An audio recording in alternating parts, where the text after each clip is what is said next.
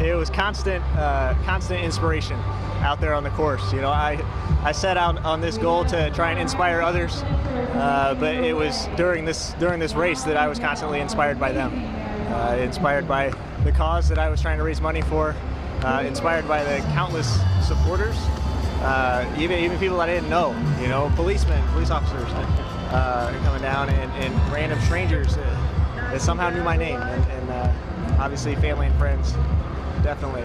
So it was unbelievable support, and I couldn't have done it without them. As you towed the line, I mean, were you thinking, what have I got myself into, or pretty confident? I was confident. I was trying not to think about it. I knew if I thought about it too much, I would psych myself out a little bit. So I try to get through the first half of the race just as comfortable as possible. So I try to make some jokes and just talk it and be nice and free and easy, and talking with my bike guy on the bike, and it worked. You guys had a lot of strategies with people along the course. I mean, how moving was that? You know, that you saw some familiar faces, not once, not twice, but 3 or 4 times along the route. Yeah, it's tough to go and spectate a marathon. It definitely is, and it takes a lot of work, and I appreciate so many people coming out and doing that, taking time out of their busy Sundays to do that. And I saw people when I wasn't expecting it, and sometimes at the most important parts when I really needed it. So I appreciate it. Well, you had 2 little ones watching, very much so too. I mean, I guess what's the message you hope they receive, that, you know, something that seems so way out there, so unachievable, is done? It was their dad who did it. Yeah, dream big, right? I was talking to my son last night. I said, Daddy's going to try and do something that he didn't think he was capable of. He's going to try and do something big, and if it's God's will that it happens and that he achieves something special, then it'll happen. But we shouldn't be afraid to set big goals and go after them. And like you said before, the value of doing that after your competitive athletic days are over, like, we need to continue doing that. Yeah, absolutely. I mean, we set so many goals when we were younger, and we have career goals.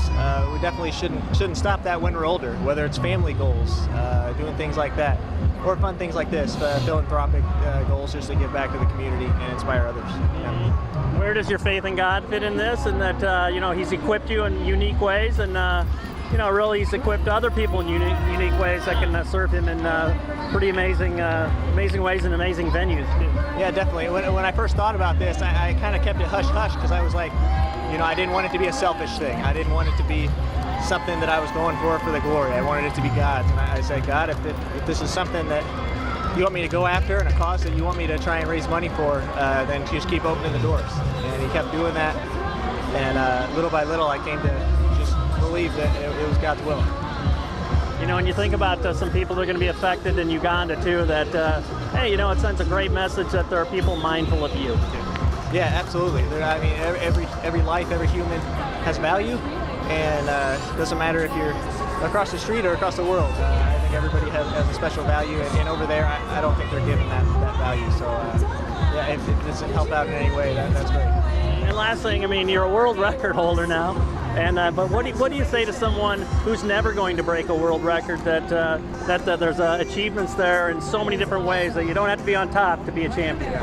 Everybody has their own world record, right? Everybody can be the best in the world at something, whether it's taking care of their family or loving their spouse in a way that only they can, or being somebody in the community that only they can, and doing something that way. So just find what it is, and pray about it, and think about it. Find your talents that God has gifted you with.